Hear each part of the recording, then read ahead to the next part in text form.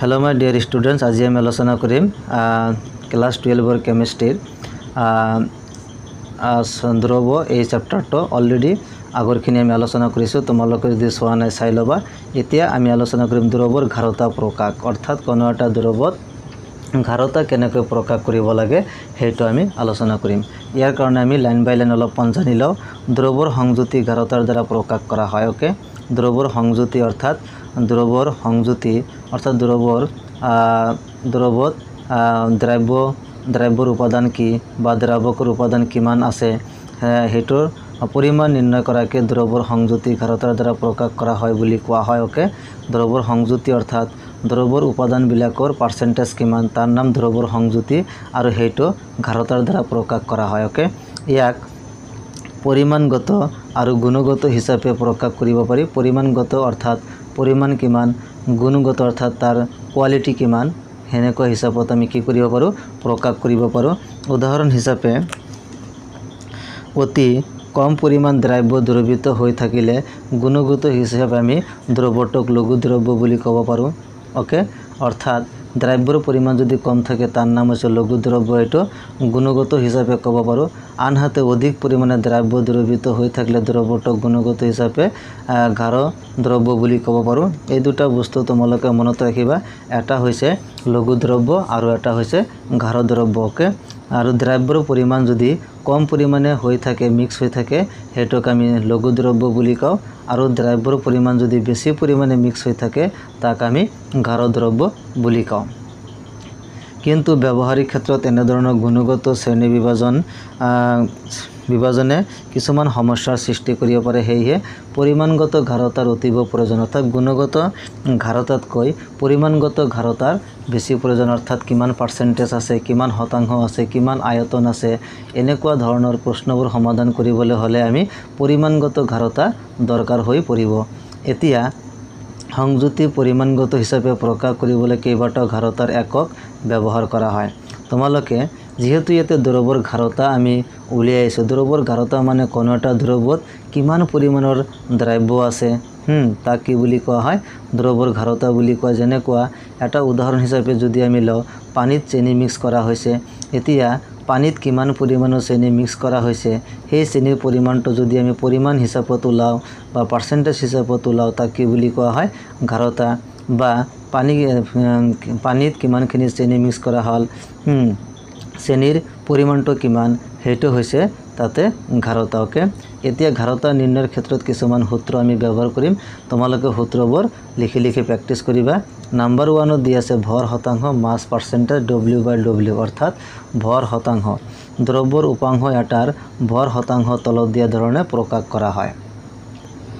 এতিয়া ভৰ শতাংশ আমি কেনেকৈ প্ৰকাশ কৰিম চোৱা। এটা উপাংশৰ ভৰ শতাংশ ইকুয়াল টু দ্ৰব্যত উপাংশটোৰ ভৰ ডিভাইড বাই দ্ৰব্যৰ মুঠ ভৰ ইনটু 100। এটো হৈছে ফৰ্মুলাটো তোমালোকে মুখস্থ কৰিবা। এটা উপাংশৰ ভৰ শতাংশ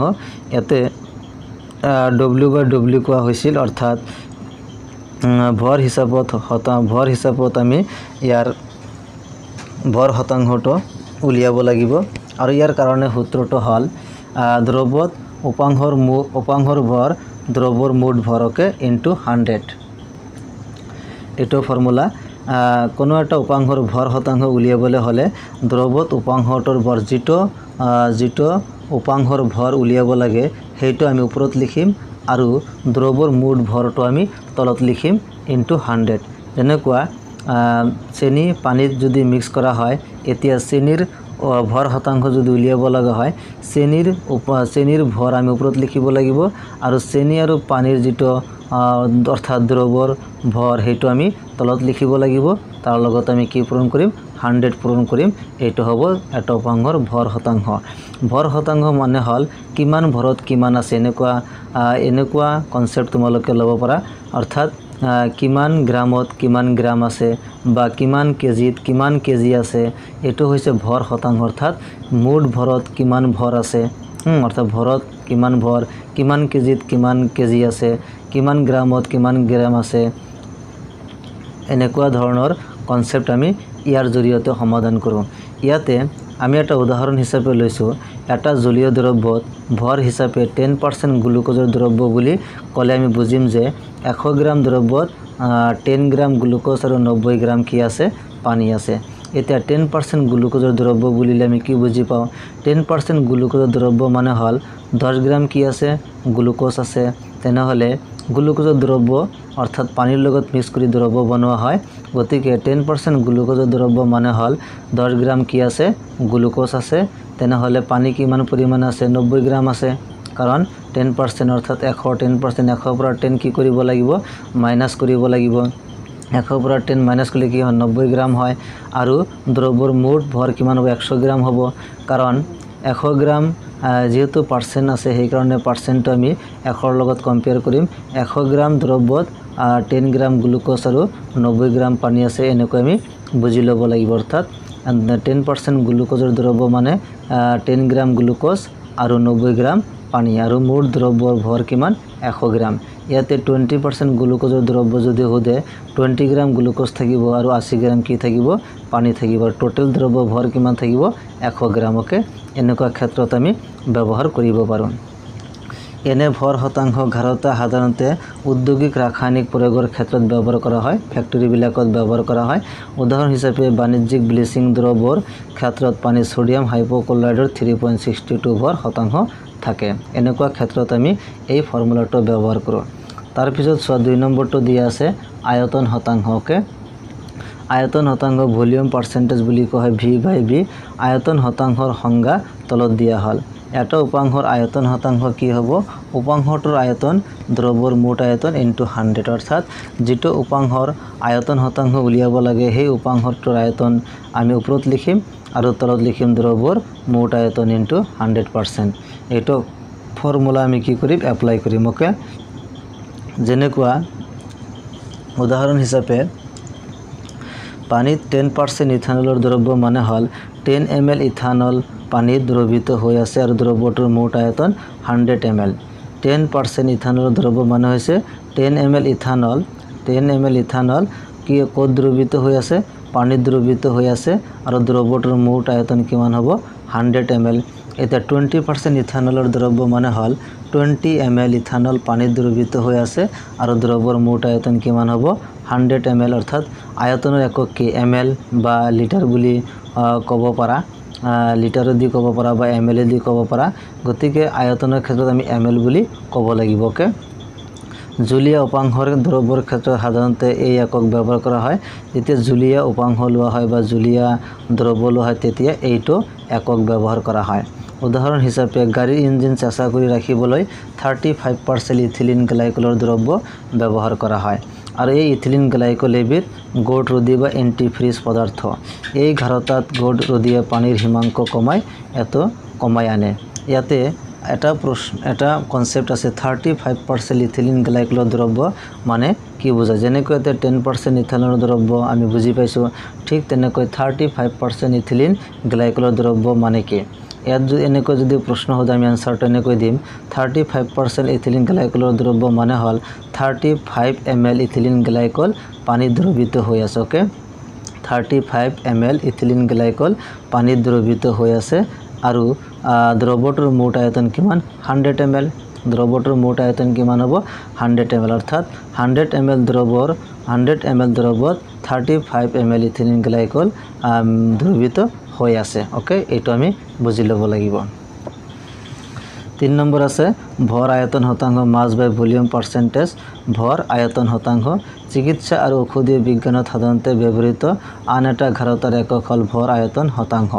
100 ml দ্ৰব্য দ্ৰৱিত হৈ থকা দ্ৰব্যৰ ভৰে হৈছে ভৰ আয়তন শতাংশ অৰ্থাৎ 100 ml দ্ৰব্যত দ্ৰৱিত হৈ থকা দ্ৰব্যৰ ভৰ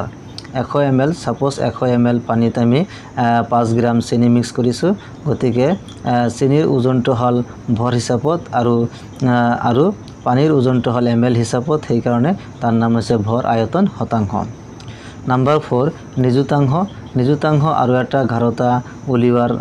পদ্ধতি হয় পাৰ্টস পাৰ মিলিয়ন বুলি কয় ppm আৰু নিযুতাংশ কোনটো ক্ষেত্ৰত ব্যৱহাৰ কৰা হয় সোৱা যেতিয়া দ্ৰব্য অতি কম পৰিমাণে থাকে তেতিয়া সাধাৰণতে নিযুতাংশ হিচাপে ঘাৰতা প্ৰকাশ কৰা হয়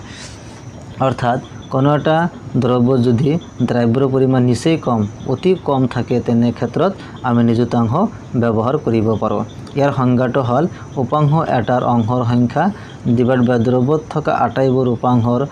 অংশৰ মুঠ সংখ্যা into 10 to the power 6 10 to the power 6 থকাটো কি বুজাইছে পাৰ্টছ পাৰ মিলিয়ন বা নিযুতাংশ বুজাইছে যেনেকুৱা দ্ৰব্যৰ পৰিমাণ অতি কম সাপোজ 1000 লিটাৰ পানীত আমি সাপোজ 1 গ্ৰাম চেনি মিক্স কৰিছো মানে অৰ্থাৎ ইমান পৰিমাণৰ পানীত আমি অলপ পৰিমাণৰ চেনি মিক্স কৰিছো তেনেকুৱা ক্ষেত্ৰত আমি কি কৰো এই নিযুতাংশ এককটো বা পদ্ধতিটো ব্যৱহাৰ কৰো ওকে ইয়াতে যেনেকৈ দিছে শতাংশৰ নিচিনাকৈ নিযুতাংশটো ঘাৰতা ভৰ বৰ আয়তন আৰু ভৰ আয়তন হিচাপত প্ৰকাশ কৰিব পাৰি যেনেকৈ 1 লিটাৰ সাগৰৰ পানীত প্ৰায় 6.6 into 10 to the power -3 গ্ৰাম দ্ৰবীত অক্সিজেন থাকে এই ঘাৰতা কি হয় অতি কম হয় কাৰণ 10 to the -3 দিয়া আছে সেই কাৰণে এই ক্ষেত্ৰত আমি কি কৰিব পাৰো এই নিযুতাংশটো ব্যৱহাৰ কৰো অৰ্থাৎ নিযুতাংশ এই ঘাৰতাৰ এককটো আমি কেতিয়া ব্যৱহাৰ কৰো যেতিয়া কোনো এটা দ্ৰব্যৰ পৰিমাণ অতি কম পৰিমাণে থাকে তেনে ক্ষেত্ৰত আমি নিযুতাংশ ব্যৱহাৰ কৰো ওকে এখানে হয়ে গেল তাৰপৰ আহিল 5 নম্বৰ মোল ভগ্নাংশ গতিকে পৰৱৰ্তী ভিডিওটোত আমি মোল ভগ্নাংশ আৰু মোলাৰিটি আৰু মোলালিটি সম্পৰ্কে আলোচনা কৰিম বহুত ইম্পৰ্টেন্ট টপিক হয় গতিকে তোমালোকে চেনেলটো সাবস্ক্ৰাইব কৰি ৰাখিবা আমি প্ৰতিটো টপিকেই প্ৰতিটো চেপ্টাৰ এনেকৈ লাইন বাই লাইন পঢ়াই যাম আৰু বুজাই যাম ব্যাখ্যা কৰি যাম আৰু এনেকৈ কৰতে যদি উদাহৰণ আমি পাও যেনেকুৱা আমি পিছত উদাহৰণ পাম উদাহৰণ বিলাক আমি ডিটেইলছত আলোচনা কৰিম তাৰ লগতে ইনটেক্সট কোৱেশ্চন অৰ্থাৎ পাঠৰ ভিতৰত থকা যিবোৰ প্ৰশ্ন আছে সেইবোৰ আমি সমাধান কৰিম